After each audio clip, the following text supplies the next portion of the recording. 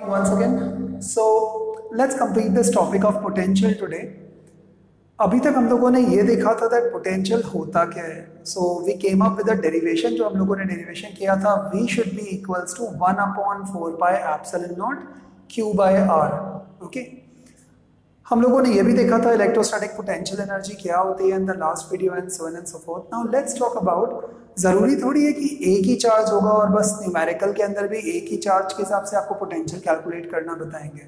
No, there can be various charges available and उनके वजह से कॉमन पोटेंशियल कितना बनेगा एक पर्टिकुलर जगह पर वो आपको फाइंड करना होगा. So let's do the first topic that is potential at a point due to group of point charges. Now इसका डेरिवेशन नहीं आता है बट ये जो फॉर्मूला है ये फॉर्मूला एग्जाम में 100% आपको लिखने के लिए आएगा. नॉट लिखने के लिए आएगा बट न्यूमेरिकल में आपको फर्स्ट लाइन ये लिखना पड़ेगा. Now let's say potential at a point due to group of point charges. So if there are group of point charges scattered, say there is a charge. ढंग से देखना, please understand I am not writing all these derivations because मुझे करना नहीं आता है but I am actually doing them so that चीज़ें थोड़ी speed up हो जाएं, आपका time कम waste हो. Okay. So there are multiple charges which are scattered randomly in the spaces that is Q1, Q2, Q3, Q4, Q5 randomly अलग अलग जगह पर. इनके बीच में जो डिस्टेंस है जहाँ से मुझे ये टेस्ट चार्ज या जहाँ पर मुझे कैलकुलेट करना है कितना पोटेंशियल होगा एट द पॉइंट P, वहाँ से इसका distance is Q1, Q2, Q3, Q4. ज़रूरी थोड़ी है वो सेम डिस्टेंस पे होंगे. कोई चार्ज यहाँ पर है, कोई यहाँ पर है, कोई यहाँ पर है, कोई यहाँ पर है. Can be different. What is the formula? हमारे पास में एक ही घिसा पेटा फॉर्मूला है. V should be equals to 1/4 pi epsilon naught Q by R. V should be equals to 1/4 pi epsilon naught summation मतलब sum of all the charges Q upon R. But sir इसमें कुछ नया क्या है? Of course इन वे कुछ भी नया नहीं है बट जब भी कभी आप जब इनको एक स्क्वायर के अंदर या सर्कल के अंदर या रेक्टेंगल में या ट्राइंगल में आप करते हो जो कि 4 मोस्ट कॉमन क्वेश्चन है जो आते हैं, then you need to use this formula. The total potential should be equals to 1/4 pi epsilon naught. वो कांस्टेंट रहेगा Q upon R. So common sense है. अब इसका मतलब समझो Q के चार्ज पे तो डिपेंड करेगा ही करेगा, साथ में R के डायरेक्शन पर भी डिपेंड करेगा. इसका मतलब यदि यहाँ पर कोई माइनस चार्ज है और यहाँ पर कोई प्लस चार्ज है और यहाँ पर आपका सेंटर पॉइंट O है, यदि इसको आप R1 मान रहे हो तो इसको R2 लोगे या माइनस R1 ले लेना, opposite directions. So might be the things might gets added up. आपको लगेगा आंसर 0 आना चाहिए, it might not come as 0. That's the reason why I've written the formula. Now, let's do the next derivation, guys. Very very important derivation. ये 3 derivations को मिलाकर के एक derivation है, तो बहुत important है. Please ढंग से देखना. And if at all possible, guys, copy this derivation. Now, remember tomorrow we are going to, आज ये potential वाला topic आपका almost kind of हो गया है. कल we'll start up with the part of area vector and Gauss's theorem. Guys state board मतलब Maharashtra state board या all the other state boards के लिए यही टॉपिक TNEI करके आता है, which is total normal electric induction tubes, which is nothing else but is electrical flux. We will talk about it today. And also the area vector, normal vector. तो guys please do not miss tomorrow's video because Gauss's theorem पर एक derivation and उससे capacitance आएगा ही आएगा. Okay, आगे बढ़ते हैं. So potential at a point due to electric dipole. अब आपको पोटेंशियल फाइंड करना है एक पॉइंट पर जो कि एक इलेक्ट्रिक डाइपोल की वजह से है. What is an electric dipole? Electric dipole is a system of 2 charges which are equal and opposite and separated by a fixed distance. एक चार्ज है -Q, एक चार्ज है +Q. दोनों के दोनों इक्वल और ऑपोजिट चार्ज है. मान लो ये 2 कूलम का चार्ज है, ये -2 कूलम का चार्ज है. ये +5 कूलम का चार्ज है, ये -5 कूलम का चार्ज है. और दोनों के बीच में हमेशा डिस्टेंस कितना लेते हैं अपन डाइपोल में? 2a, ताकि कैलकुलेशन सिंपल हो जाए. इसका जो मिडिल पॉइंट है इसको मैंने O मान लिया है, तो O से जो B का डिस्टेंस है इसको मैंने A मान लिया है, और जो O से A का डिस्टेंस है दैट इज ऑल्सो A है. ओके, मुझे एक पॉइंट P के ऊपर में पोटेंशियल मेजर करना है due to this particular dipole. तो जरूरी तो है नहीं कि वो पॉइंट P यहाँ पर होगा, या वो बीच में होगा या लाइन पर होगा, वो एक्सियल भी हो सकता है, इक्वेटोरियल भी हो सकता है, एनी पॉइंट भी हो सकता है। मैंने जानबूझ करके एनी पॉइंट बना लिया, रैंडम कहीं पर भी, तो मैंने पी पॉइंट पर ले लिया। अब जब मैं इसको ज्वाइन करूंगा, you can change the figure also. So मैंने इस ए को इससे ज्वाइन कर दिया, जो कि डिस्टेंस है, क्योंकि फॉर्मूला क्या होता है 1/4πε0 q/r, तो r तो चाहिए होगा। यहां से AP का डिस्टेंस क्या है r। सेंटर जो मेरा O है इस डाइपोल का, उसको मैंने मार्क किया है विद द लेटर O से। O से P का डिस्टेंस कितना है r, फाइल A से P का r1, B से P का r2। अब मुझे कंस्ट्रक्शन क्या करना है, सबसे पहले तो मैंने ये O से P के लिए डॉटेड लाइन ज्वाइन कर ली, सिंपल। मैंने उसको मान लिया था R, जो मैंने आपको बता दिया। अब मैंने दो कंस्ट्रक्शन करे। फर्स्ट मैंने पॉइंट B से, इस B पॉइंट से मैंने एक परपेंडिकुलर को ड्रॉप किया है कंस्ट्रक्शन करके, और वो परपेंडिकुलर कहाँ का परपेंडिकुलर है, OP के परपेंडिकुलर है। So I have joined the line BD which is perpendicular to what, OP। BD perpendicular to OP, ये मैंने कंस्ट्रक्शन किया है। तो ये कंस्ट्रक्शन के अंदर आ गया, क्यों, बिकॉज ये राइट एंगल ट्राइंगल, मतलब ये जो ट्राइंगल था ट्राइंगल एक्यूट एंगल ट्राइंगल है, तो इसलिए ये अंदर की तरफ बना दिया। ऑन द अदर हैंड अब मैंने एक और ट्राइंगल ले लिया, समथिंग लाइक दिस। अब की बार मैंने दोबारा A से एक और कंस्ट्रक्शन ज्वाइन किया, AC, जिसको मैंने जानबूझ के परपेंडिकुलर बनाया किसके, PC के। तो एक्चुअली वो PC कोई लाइन थी नहीं, तो मैंने इस PO लाइन को एक्सटेंड कर दिया C तक, और कुछ नहीं किया। ये जो OP लाइन था, इस OP लाइन को ही नीचे रूलर के हेल्प से बढ़ा दिया। तो जिस भी जगह पर ये ऐसे इंटरसेक्ट करेगा, उस जगह को मैंने मार्क कर दिया as the point C। First of all, you should have understood the diagram. So let me repeat. There is this AB which is dipole. उसका डिस्टेंस 2a है, आधे का डिस्टेंस AN A है। इस जगह पर मुझे पोटेंशियल को मेजर करना है, उसको मैंने P मान लिया। इस P पॉइंट से मैंने B पॉइंट को ज्वाइन किया, P से A को ज्वाइन किया, और P से सेंटर ऑफ द डाइपोल को ज्वाइन कर दिया। So simple. And now A से P का distance is R1. From the distance, B to P, the distance is R2. And the distance from O to P is R. Now what will I do? Let's see. So मैंने यही terms यहाँ पर लिख दिए, OP is equals to R. Can you see OP? OP equals to R, AP equals to R1, BP equals to R2. मैंने यहाँ पर एक एंगल बना दिया, because I do not know कि ये P पॉइंट कितने एंगल पर है विद द बेस। तो मैंने जानबूझ करके एक एंगल बना दिया है सेंटर के साथ में, विच इज थीटा। तो कॉमन सेंस है, एंगल POB इज थीटा। अब जब एंगल POB थीटा है, तो उसका vertical opposite angle, that is angle AOC is also theta. Class 9 vertically opposite angles, वो भी हो गया। Now only focus your entire attention on to the triangle OBD। In the triangle OBD वाला part देखो, तो OBD के अंदर क्या दिखाई दे रहा है, इन the triangle OBD right angle यहां पर है। यदि मुझे इस जगह पर cos थीटा निकालना होगा, तो थीटा यहां पर है, तो बेस क्या हो जाएगा, ये वाला पार्ट बेस हो गया, मतलब एडजेसेंट साइड। तो cos theta should be equals to adjacent side OB upon hypotenuse. What is hypotenuse, OD। तो OB upon OD should be equals to cos theta. So see this, ये रहा theta, ये रहा मेरे 90 डिग्री, 90 डिग्री के opposite side क्या हो जाएगा, hypotenuse. This is my adjacent side, क्योंकि 90 डिग्री के जो साइड में होता है that is adjacent side. So OD upon OB will be what, cos theta. अभी तो ये आपने ऊपर वाला ट्राइंगल लिया, अब नीचे वाला triangle low.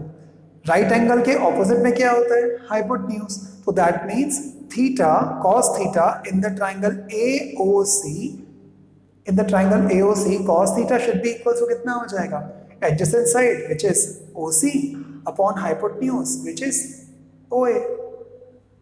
OC upon OA is equal to cos theta। But यदि आप फिगर ढंग से देखोगे, तो OA की जगह पर क्या मैं स्मॉल a रख सकता हूँ। तो देखो मैंने OA की जगह पर क्या किया, मैंने क्रॉस मल्टीप्लाई किया, ये बन गया OA cos theta is equal to OC। और देखो मैंने OC की जगह पर OC रखा, बट OA की जगह पर मैंने A cos थीटा रख दिया। In the same fashion cross multiply करूंगा तो ये बन जाएगा OB cos theta equals to OD, OB cos theta equals to OD। Now और OD की जगह OD रखा और OB की जगह पर क्या रख दूंगा, OB is my A because पूरा डिस्टेंस 2A था तो ये A आ गया। जस्ट केवल टर्म्स को ऐसे ही छोड़ दिया। आपको मालूम है V का फॉर्मूला क्या होता है, it is Q upon 4 pi epsilon not R2। अब नाउ क्वेश्चन आता है सर आपने R2 माइनस R1 क्यों किया। Vp is equals to C V at the point P।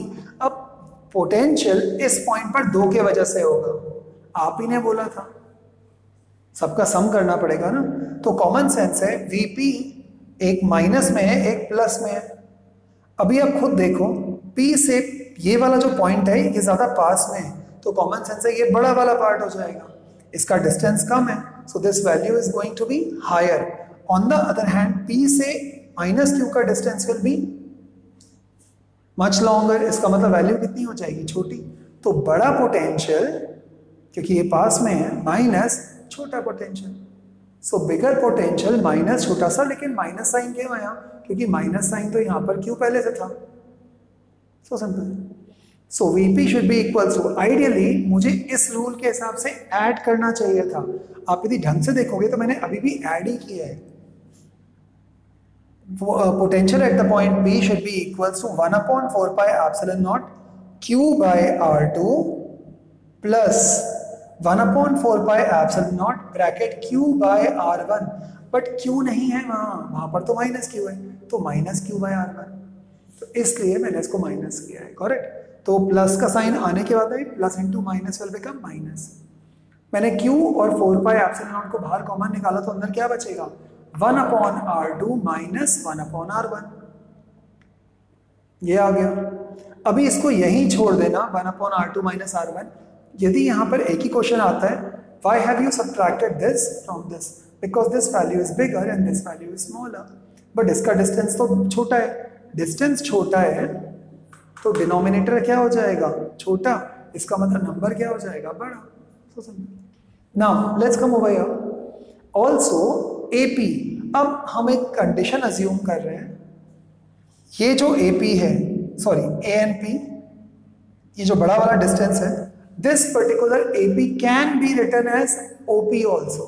आप बोलोगे लेकिन AP और OP तो सेम है ही नहीं, ऑफ कोर्स नहीं है, बट प्रॉब्लम ये होता है कि जब भी कभी डायपोल होता है, याद है मैंने पिछले चैप्टर में भी बताया था, जब भी कभी मॉलिक्यूल होगा या एटम होगा तो electrons and protons negligible distance पे आजू बाजू होते हैं, and that's the reason why आप इसको A से P तक मानो या O से P को मानो, बात एक ही है, बिकॉज तो इतना छोटा डिस्टेंस होता है। सो मैंने यहां पर ले लिया AP is almost similar to CP, AP is almost similar to distance CP, ये distance almost same to same should be equals to, लेकिन CP किस किस दो टुकड़ों से मिलके बना है, which two parts are actually adding up and giving you CP, so that is OC plus OP, so ये हो जाएगा OP plus OC। बट अभी तो आपने बोला था कि OP वाला जो पार्ट है वो किसी और चीज के बराबर आ रहा था, OP वाला पार्ट किसके बराबर है, O से P is R, तो यहाँ पर मैंने क्या डाल दिया R, प्लस OC की जगह पर अभी आपने वैल्यू निकाला था A cos theta, so OC should be equals to A cos theta, तो AP is equals to R plus A cos theta। In the same way also BP, BP को क्या मैं PD के बराबर लिख सकता हूं, kind of, almost, BP which is equals to DP। अब यदि मुझे DP को कैलकुलेट करना होगा तो DP कैसे करूंगा, this माइनस दिस, यदि मुझे DP कैलकुलेट करना है तो this minus this, so OP minus OD, OP minus OD।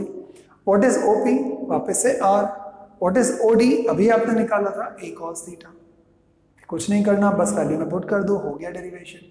So VP is equals to Q upon 4 pi epsilon naught 1 upon R2 का मतलब हो जाएगा 1 upon R minus A cos theta minus 1 upon R plus A cos theta, दोनों की values रख दिए। अब दोनों का एलसीएम निकाल दूंगा, क्रॉस मल्टीप्लाई, तो क्या हो जाएगा R plus A cos theta minus bracket r minus a cos theta upon this into this.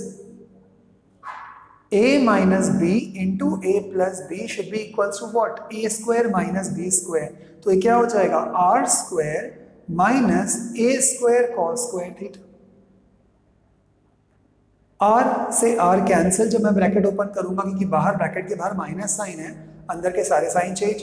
So a cos theta minus minus a cos theta is going to be 2a cos theta. तो ये आ गया 2a cos theta. But याद करो अपन ने last chapter में पढ़ा था that dipole moment P should be equals to 2 into A into Q. यही होता है. Distance into the charge is known as dipole moment. So 2A into Q की जगह पर P डाल सकता हूँ, तो P डाल दिया. And then cos theta की जगह cos theta, नीचे की जगह नीचे. That's all is the derivation for potential at the point P depends on this angle. Now let's take certain special cases. What if P should be equals to 0 degrees? मान लो ये जो dipole है guys, ये आ गया आपका कौन सी condition? ये P यहां पर नहीं है, ये P कुछ यहां पर है, मान लो. अब क्या होगा? एंगल कितना बनेगा दोनों के बीच में? 0 डिग्री इसका. यदि ये 0 डिग्रीज आ गया then P should be equals to cos 0 कितना हो जाएगा? 1. तो क्या बन जाएगा? P upon r square minus a square 1. So potential at the point Vp on the axial line of the dipole is going to be P upon r square minus a square.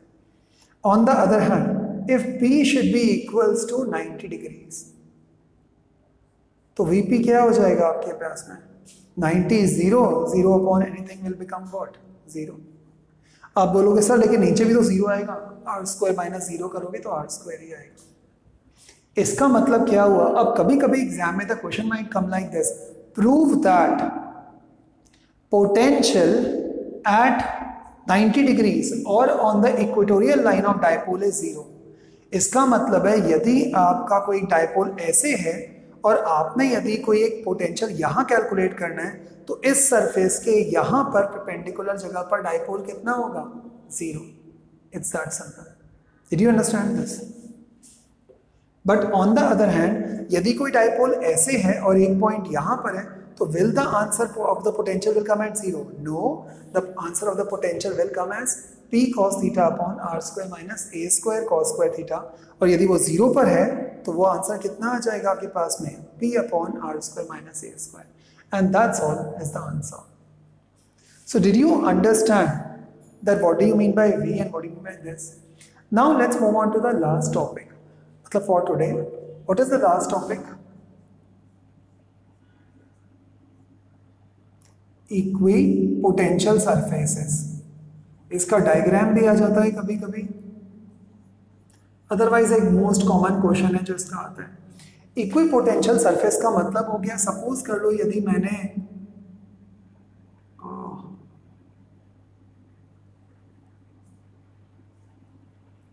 Suppose कर लो मैंने ये यहाँ पर और यहाँ पर मैंने ये दो को एक प्लेट्स रख दिया और इसके ऊपर में भी पोटेंशियल कितना है? मान लो 2 वोल्ट का, और इसके ऊपर में भी पोटेंशियल है 2 वोल्ट का. See the lines are passing through this. मेरी ड्राइंग का कुछ नहीं हो सकता. Then such kind of surfaces in which the potential will be absolutely same or equal will be known as equipotential surfaces. जब भी कोई भी दो सरफेस के ऊपर में दोनों के ऊपर में absolutely same potential होगा, then such kind of surface will be known as equipotential surfaces. Equipotential surfaces में ध्यान रखना, यदि आपने कोई भी चार्ज को यहाँ से यहाँ पर लेके गए हो तो कोई वर्क नहीं होता. So that means the work done will be equals to 0 for any charge to be carried from this to this because potential तो सेम ही. Guys, आपको मैंने क्लास नर्सरी का ABCD पढ़ा दिया, so I should be considered as a damn good teacher. But sir, हमें तो already आता है. Exactly that's the point. जब आपको ऑलरेडी आता है तो दोबारा से सिखाने की जरूरत क्यों होनी चाहिए? It's that simple. So equipotential surfaces are those surfaces in which the potential at each and every point on the surface will be 0. What is the first property? Equipotential surfaces, the work done to carry any charge from one equipotential surface or one area of the equipotential surface to another will always be zero. कोई मेहनत नहीं लगती. Correct? So that's all for today, guys. Make sure that you do this derivation, guys, around 1 time and 2 time. Very, very important derivation along with the definition of equipotential surface. Thank you guys so much. Enjoy. Bye-bye. Don't miss tomorrow's lecture. It's going to be Gauss's theorem tomorrow, guys. See ya. Bye. Ciao.